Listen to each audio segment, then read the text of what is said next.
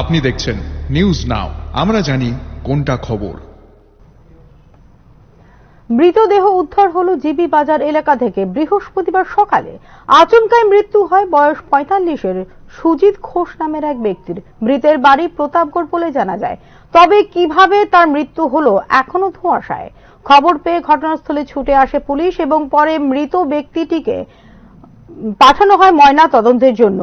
ঘটনাটিকে কেন্দ্র করে এলাকায় চাঞ্চল্য সৃষ্টি হয়েছে।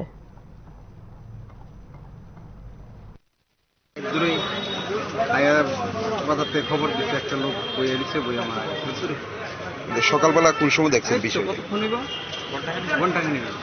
এমনিতে কি বাজারে ছিলাম না, আমার এখন আচ্ছা, এমনিতে কি এই বাজারেই থাকতো? বাজারে থাকতো, ঘোরাঘুরি করতো, আমার রেস্ট হাউসে থাকতো।